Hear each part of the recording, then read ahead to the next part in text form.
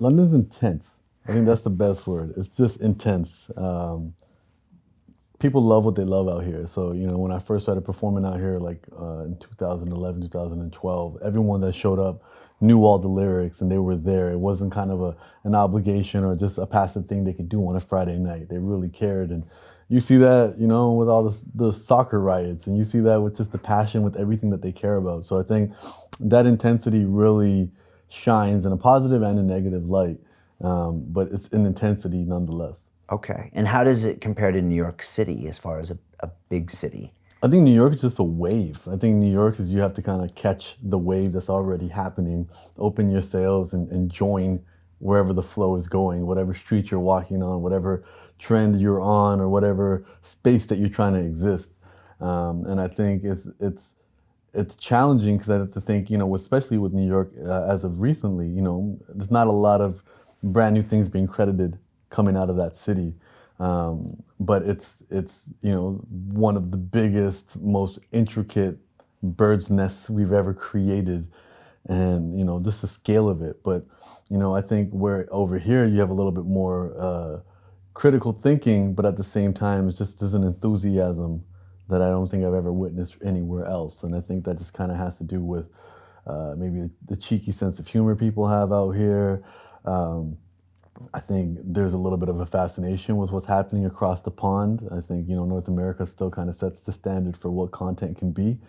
And I think, people embrace that with open arms. So every time I come out here, I'm embraced with open arms, and I'm treated like much more of a celebrity than I ever feel like I am. But with all the bells and whistles, because London's a world-class city.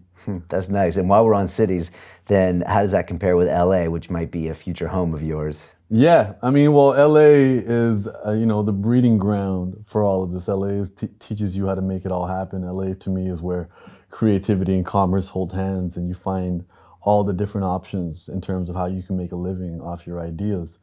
And the challenge with LA is, it's a planet in itself, and it's the place where people who didn't get enough attention at home and didn't get enough attention in their small towns or felt too big for their places, they moved to. So it's the big leagues for creativity, and people sometimes mistake the laid back West Coast vibe, and they think that it's not going to be as intense or people aren't working as hard as they are and compared to somewhere like New York, but it is just as intense, just beyond the facade. And that's part of it. The palm trees are in the great neighborhoods, and the palm trees are in the ghettos, and they exist 2 blocks away from each other. So it's as real as it gets. And coming from a hip hop space, the big thing they always said was New York is a lot of rappers acting like gangsters, but LA is a lot of gangsters trying to be rappers. And you can really see the difference, and it's very visceral in terms of how things work. And the spectrum, you got people living in tents on the streets, people living in their cars, people living in motorhomes, and people living in small apartments, all the way up to these mega mansions in the hills. And I think that spectrum allows people to think that they're always one step away from having their dream come true. And so for me, I try to look at it from an outsider's perspective and be mindful that the longer I spend there, the longer it's going to have an influence on me. So go home often. I've been doing 4 years there on and off, ensuring I go home and kind of hitting that reset button.